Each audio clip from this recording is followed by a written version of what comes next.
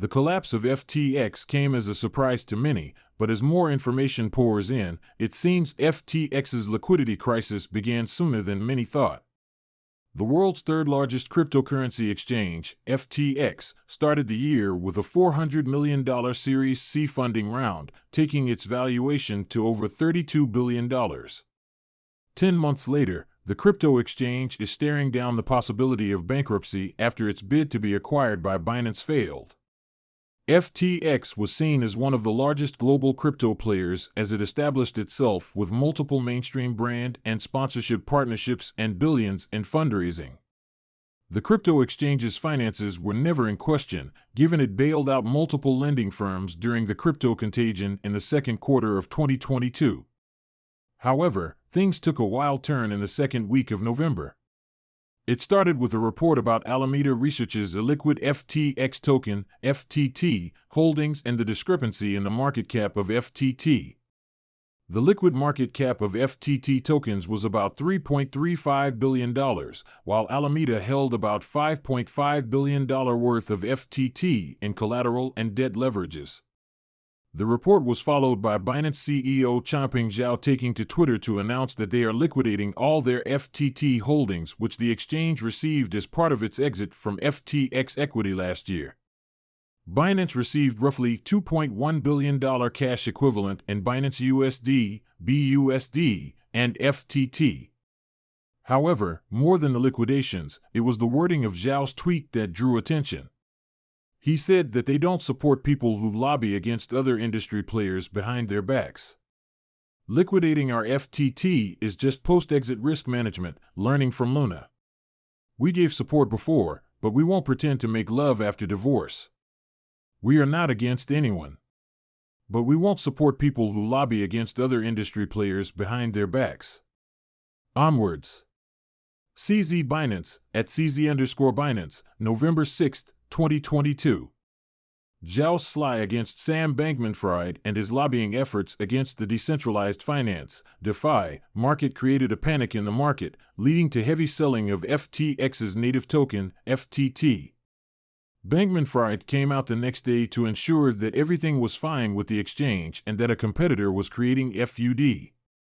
However, that didn't help Bankman-Fried's case or the decline of FTT as the token continued to bleed and the price fell below $20, putting pressure on FTX.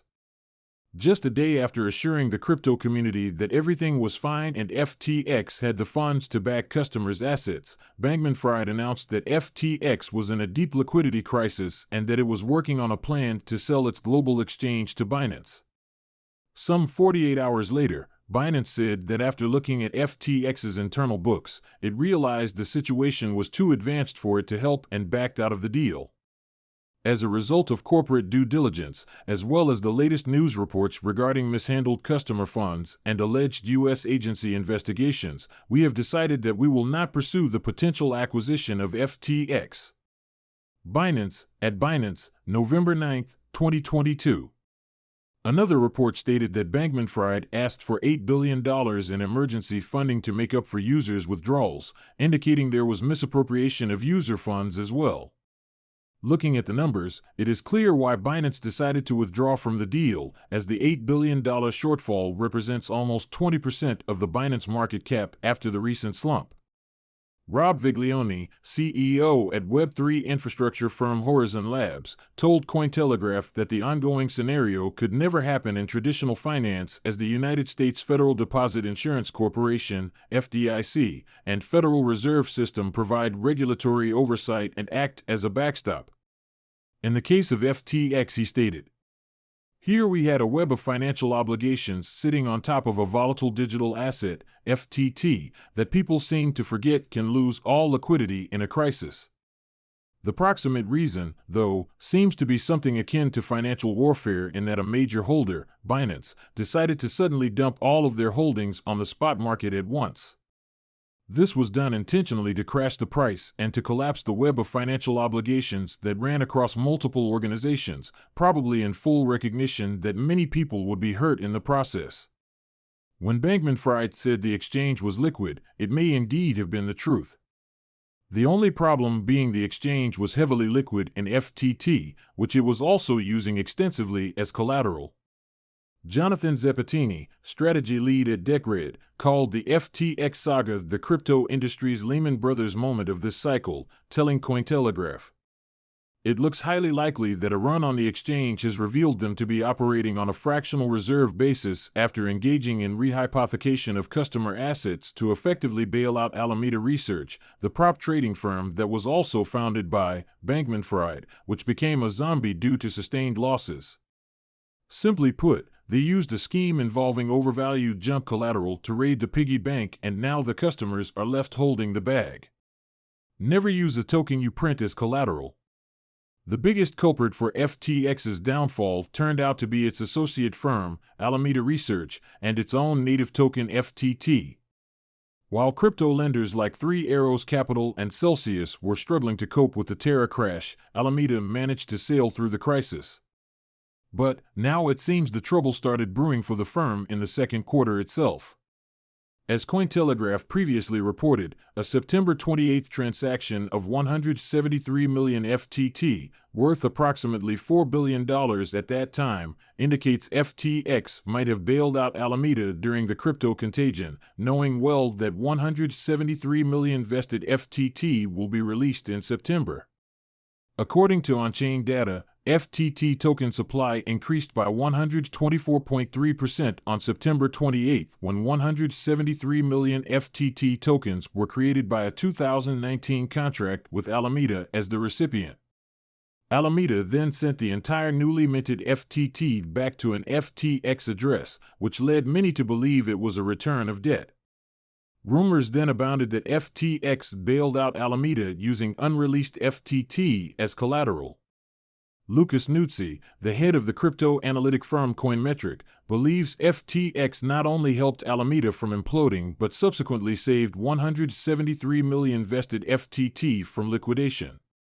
This theory was later confirmed in a Reuters report that suggested Bankman-Fried transferred at least $4 billion in FTX funds, secured by assets including FTT and shares in the trading platform Robinhood Markets Incorporated.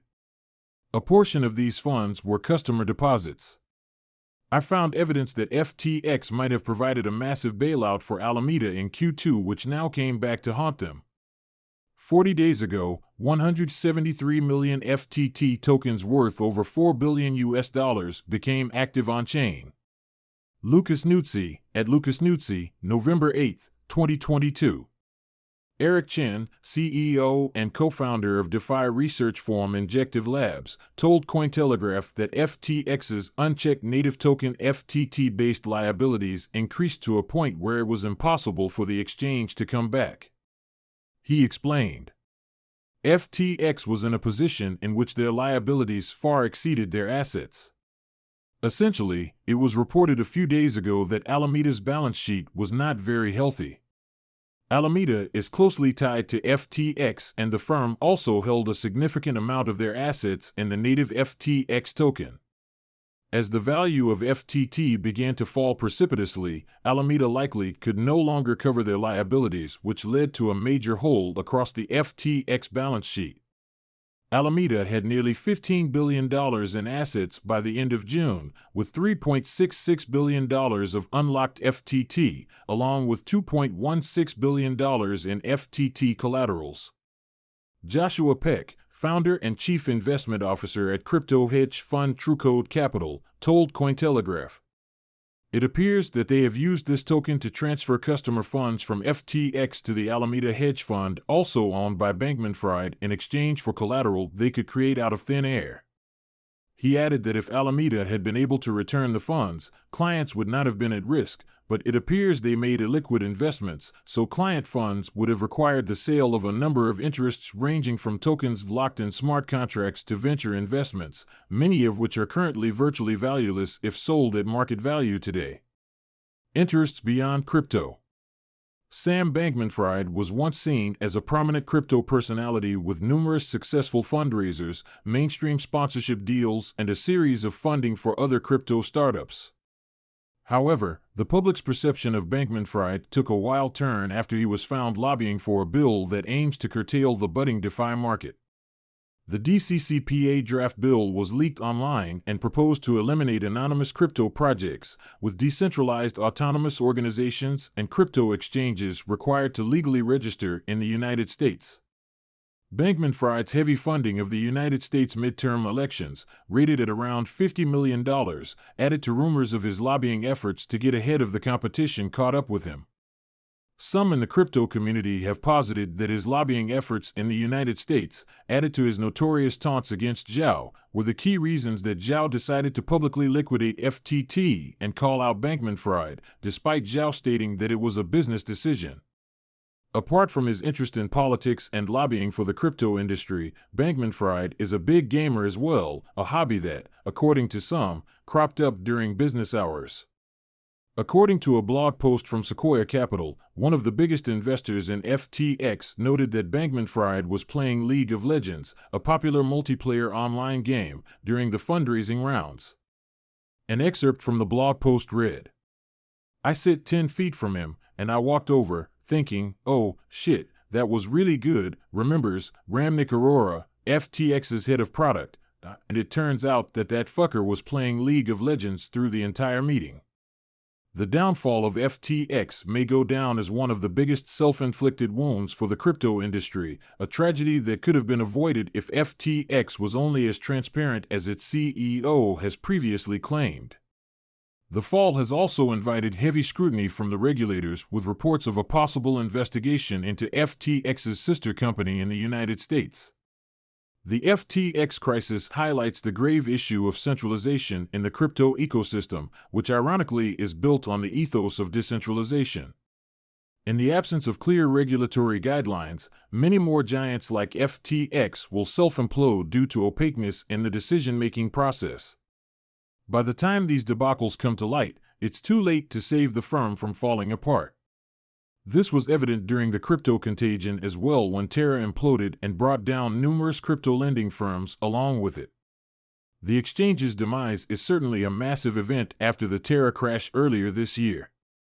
Marius Subateriou, core contributor to Hubble Protocol and Camino Finance on Solana, told Cointelegraph, "People have already been suffering for the past few months from the collapse of Terra and 3AC to the woes facing miners. Indeed, this is probably bigger than Terra, as nobody was expecting it. It looks likely this could prompt the final leg down in the current crypto winter. The biggest question that currently remains unanswered is how lenders are faring right now. The fear is that this could cause loans to fall like dominoes across the cryptocurrency market. Many will be watching keenly to see what happens here."